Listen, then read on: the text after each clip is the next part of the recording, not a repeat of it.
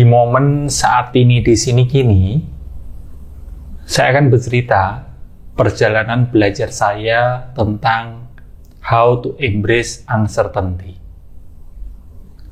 Menerima, berdamai, memeluk ketidakpastian.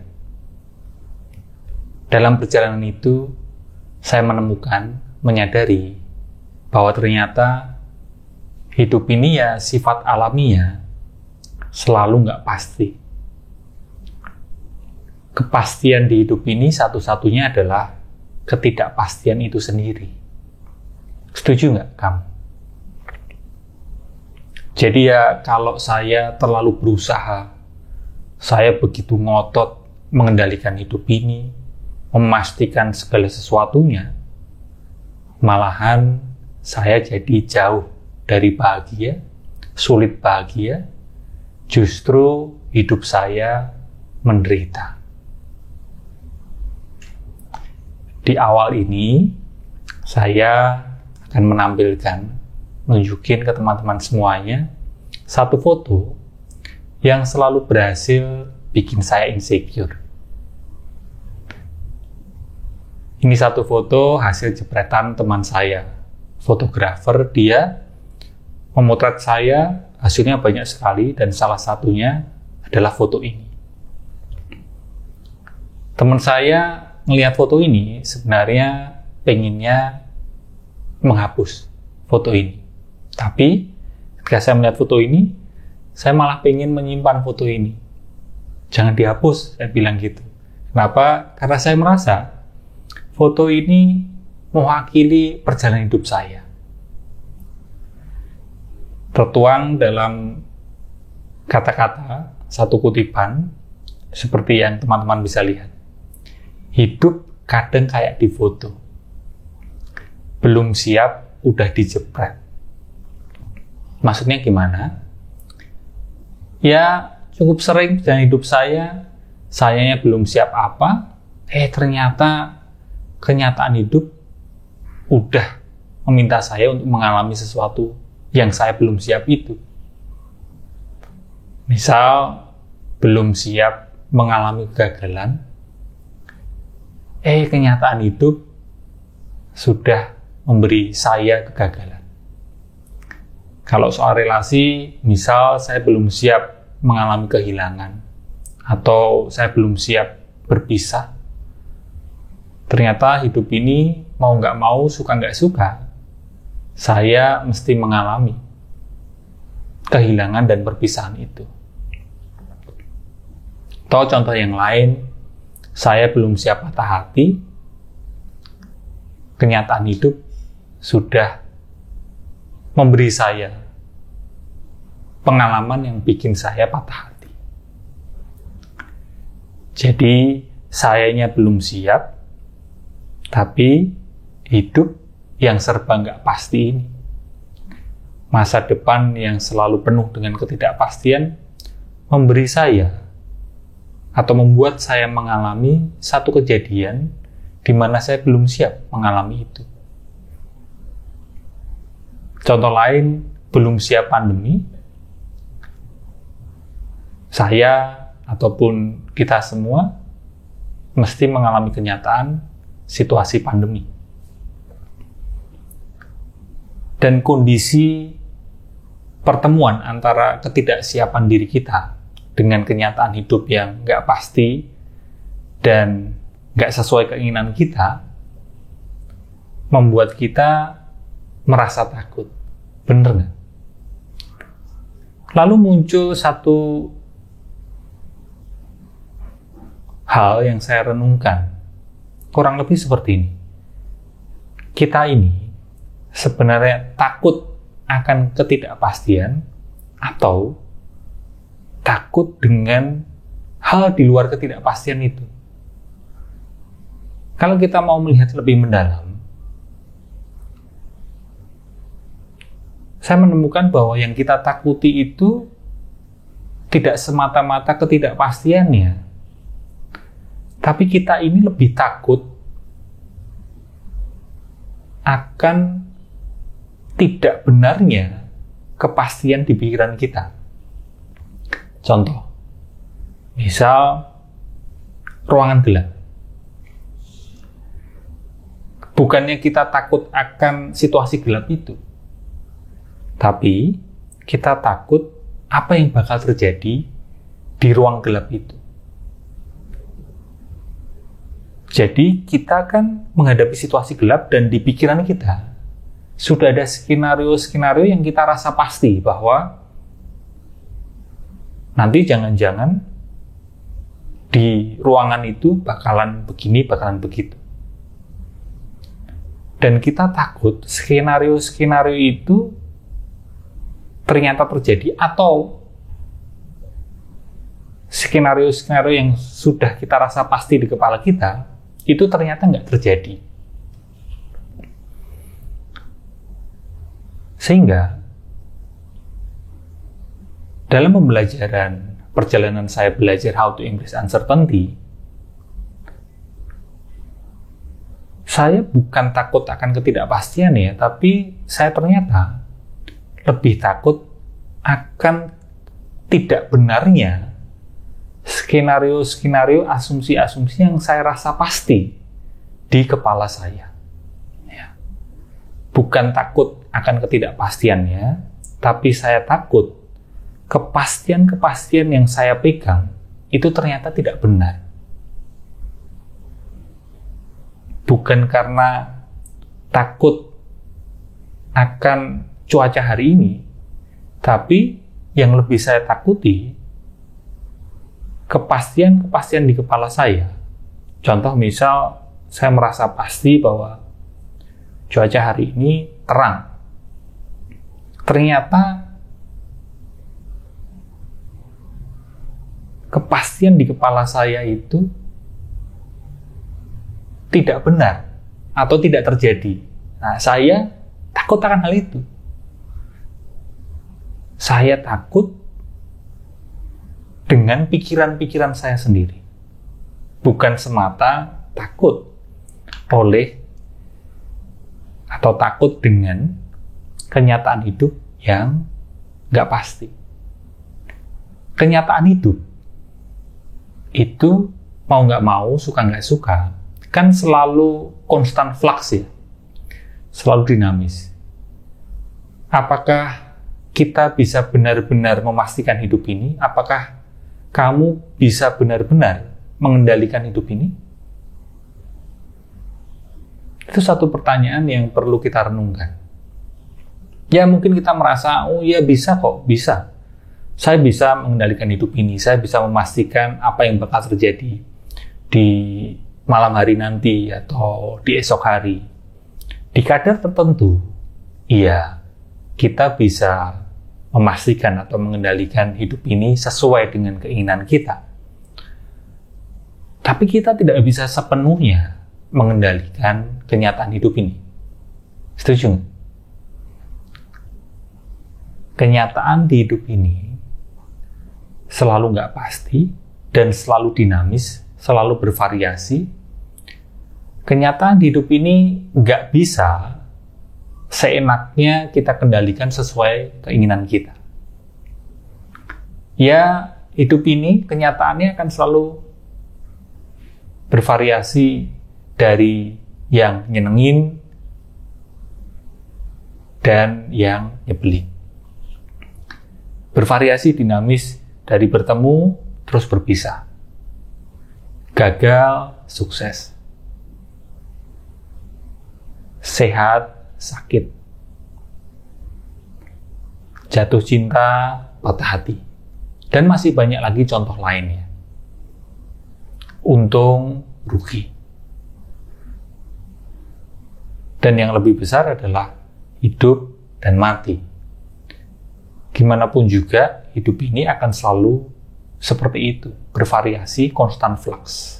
Tidak bisa hanya mengalami satu spektrum, hanya mengalami satu bagian. Akan selalu berubah-ubah dan tidak bisa hanya yang nyenengin terus yang kita alami, tentu kita akan mengalami juga yang nyebelin. Apakah kenyataan yang selalu flux itu yang bikin hidup kita menderita atau hidup kita ribet. Ternyata pembelajaran saya membuat saya sadar bahwa ada satu hal yang bikin hidup kita menderita. Bukanlah kenyataannya. Ya kenyataan akan as it is, dia akan nyebelin nyenengin. Tapi ternyata yang membuat terjadinya konflik, terutama konflik batin adalah mind, pikiran kita. Kenapa? Karena pikiran kita hanya mau yang nyenengin, nggak mau yang nyebelin. Bener nggak? Hanya mau bertemunya, nggak mau berpisahnya. Hanya mau suksesnya, nggak mau gagalnya. Hanya mau sehatnya, nggak mau sakitnya. Hanya mau satu bagian, satu spektrum yang lain, kita nggak mau mengalami. Padahal, sifat alami hidup ini selalu nggak pasti dan akan selalu bervariasi. Nggak bisa hanya nyenengin aja, akan selalu berpasangan dengan nyebelin. Sehingga terjadilah konflik. Ada resistance dari pikiran kita bahwa aku maunya hanya nyenengin aja, nggak mau yang nyebelin. Sedangkan hidup ya akan selalu berpasangan, akan selalu bervariasi. Bukan hanya nyenengin aja yang bisa kita alami. Yang nyebelin pun juga tentu kita alami. Sengotot apapun kita berusaha mengusir yang nyebelin, tentu kita akan mengalami yang nyebelin itu. Nah, mind dalam hal ini secara sederhana ada satu fungsi yaitu think. Ya. Jadi think inilah yang sebenarnya hanya mau yang nyenengin, nggak mau yang nyebelin. Si think ini akan berekspresi lewat thought and feeling. Thought ini buah pikiran, feeling ini adalah perasaan. Dan itu berasal dari fungsi mind yaitu think. Fungsi mind think ini itu juga akan menyikapi ketika kenyataan nggak sesuai keinginan kita. Jadi ketidakpastian hidup ini kan tentu akan memberi kita hal-hal yang nggak sesuai keinginan kita, yang nyebelin itu tadi. Bikin kita kecewa, bikin kita cemas. Ya. Ketidakpastian itu sendiri akan bikin kita cemas. Ketika kita mengalami satu hal yang nggak sesuai keinginan, nggak sesuai harapan, maka bikin batin kita terluka. Dan di momen itu, muncullah rasa nggak nyaman kan. Berbagai perasaan sedih, kecewa, mungkin insecure, khawatir, atau mungkin overthinking. Itu juga bisa dikategorikan sebagai kondisi yang nggak nyaman. Kondisi yang nggak nyaman itu akan disikapi think dengan 4 cara atau 4 jurus berikut ini. Tapi 4 jurus ini perlu disadari jurus atau cara yang sama-sama kurang sehat atau nggak sehat. Yang pertama adalah lampiaskan. Sehingga melampiaskan kesedihan, melampiaskan kemarahan, melampiaskan kekecewaan. Itu mungkin diri kita atau sebagian teman kita, orang-orang di sekitar kita, itu terlatih untuk seperti itu. Marah langsung lampiaskan. Jurus atau cara kedua adalah menekan, memendam.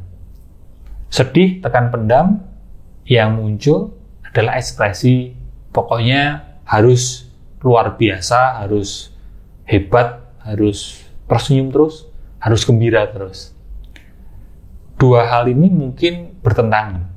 Yang satu lampiaskan, ekspresif, yang satu cenderung tekan, pendam, pokoknya tersenyum terus. Tapi dua-duanya ini sama-sama kurang sehat. Yang ketiga adalah mengalihkan. Ini sepertinya relate ya buat kita semua ya. Contoh misal sedih, lalu kita makan, ngemil sebanyak-banyaknya. Stres kerja, merasa nggak nyaman, lalu shopping. Atau mengalami satu kejadian yang di luar ekspektasi. Lalu kita berusaha mengalihkannya dengan traveling, dengan jalan-jalan. Ya, itu cara ketiga. Cara keempat dari mind, dari think lebih tepatnya, menyikapi kenyataan yang nggak sesuai keinginan adalah dengan reframing.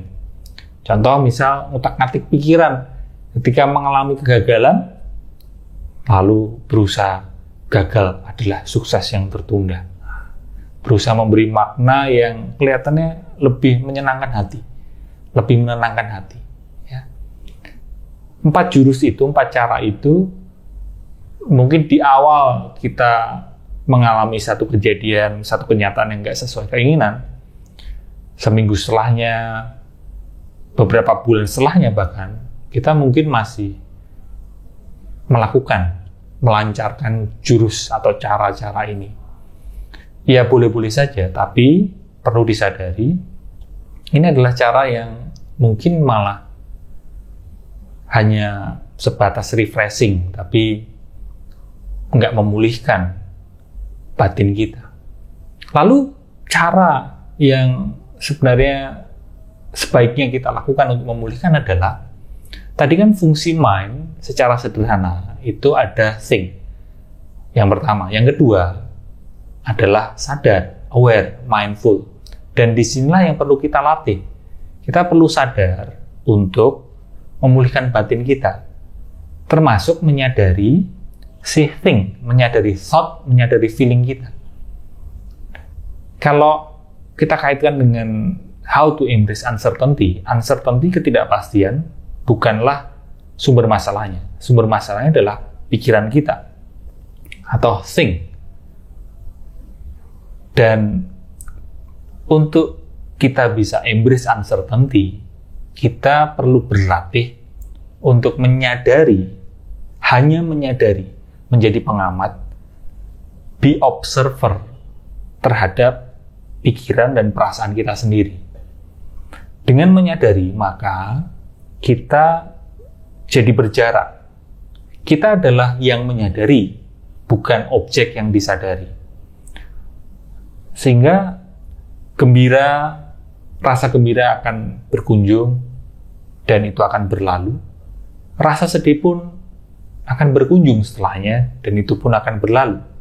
Ketika kita sadar bahwa diri kita adalah yang menyadari, yang mengamati berbagai arus pikiran, arus perasaan tersebut, maka kita akan lebih mampu menerima ketidakpastian hidup ini. Menyadari pikiran dan perasaan, berlatih mengamati pikiran dan perasaan, itu adalah keterampilan atau skill. Dan akhir-akhir ini mungkin di Indonesia sering muncul satu kata, yaitu mindfulness. Merujuk salah satu guru saya, Jon Kabat-Zinn, dia mengatakan bahwa mindfulness itu perihal awareness, kesadaran, yang muncul karena perhatian, ya, melalui paying attention. Jadi ada keterlibatan perhatian di situ. On purpose, jadi bukan berarti tidak sengaja. In the present moment, di saat ini, di sini, kini. Dan dalam berlatih mindfulness, kita juga berlatih untuk menyadari penghakiman kita. Atau di sini istilahnya non-judgment. Kalau diringkas, sebenarnya mindfulness itu apa? Mindfulness adalah skill atau keterampilan yang perlu kita latih, ya, atau sebuah kondisi di mana kita just knowing, not controlling. Knowing what is on our mind, hanya menyadari pikiran dan perasaan kita. Jon Kabat-Zinn ini adalah salah satu orang di awal-awal dulu, di mana dia mempelajari mindfulness dari sisi ilmiah. Maka dari tahun ke tahun, penelitian jurnal ilmiah terkait dengan mindfulness ini dari tahun ke tahun semakin meningkat. Ini menunjukkan bahwa backup science-nya dari mindfulness ini cukup kuat. Meskipun mungkin akhir-akhir ini masih cukup banyak orang yang tidak begitu memahami mindfulness itu apa, atau mungkin bahkan sebagian ada yang salah kaprah mengartikan memahami mindfulness ini, sebatas saya mempelajari, berlatih mindfulness akan membantu kita untuk embrace uncertainty. Mindfulness itu adalah latihan untuk menyadari pikiran dan perasaan kita. Jadi ketika muncul pikiran perasaan negatif, sadari aja. Tidak perlu diusir, tidak perlu dilawan. Karena kecenderungan selama ini, kita berusaha berpikir positif, sehingga ketika pikiran negatif datang, kita melawannya. Nah, kalau latihan mindfulness ini, nggak seperti itu. Kita hanya sadari saja. Demikian juga pikiran perasaan positif. Sadari saja, tidak perlu berusaha untuk mempertahankan. Bahkan, dengan latihan mindfulness, kita pun juga berlatih menyadari penghakiman negatif positif. Termasuk menghakimi, oh ini pikiran perasaan negatif. Itu kan ada penghakiman di situ. Sadari penghakimannya. Sebaliknya, ketika kita merasa, oh ini pikiran perasaan positif, itu pun terjadi penghakiman di situ. Sadari pula penghakiman negatif positif. Dan di bagian akhir, di momen ini, saya bercerita akan how to embrace uncertainty. Saya akan juga membagikan bagaimana latihan dasar dari mindfulness melatih kesadaran diri kita. Karena barangkali teman-teman sudah mulai bertanya, penasaran, terus latihan praktisnya gimana? Latihan paling dasar dari mindfulness adalah mindful breathing, yang berarti menyadari nafas. Latihannya gimana? Luangkan waktu di awal ini sebagai pemula seperti saya, luangkan waktu 5 menit, 10 menit, duduk diam setiap pagi. Posisi duduk bisa duduk di kursi, bisa duduk bersila, lalu sadari nafas, sesimpel itu. Tarik nafas, sadari. Sedang menarik nafas. Ketika mengembuskan nafas, sadari. Sedang mengembuskan nafas. Bukan konsentrasi, kita di kondisi yang rileks. Setiap kali pikiran dan perasaan wandering, mengembara, berlarian ke sana kemari, dan itu tentu akan terjadi. Setiap kali seperti itu, sabarlah dan tekunlah untuk berulang kali kembali sadari nafas.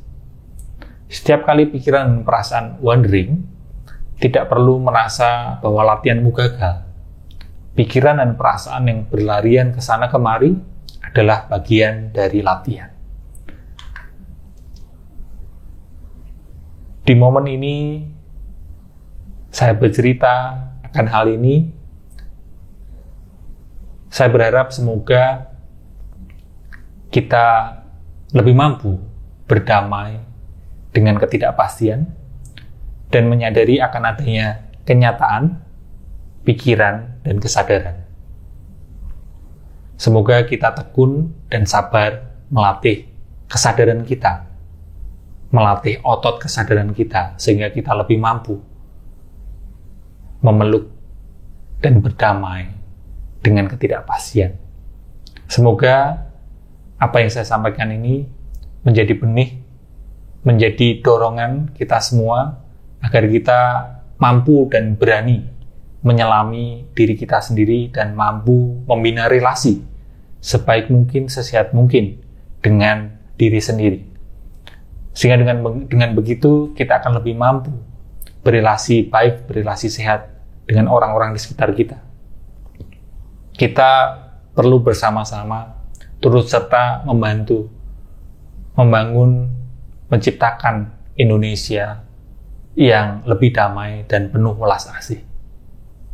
Sekian, semoga kita semua bisa menerima kenyataan seapa adanya ya. Terima kasih.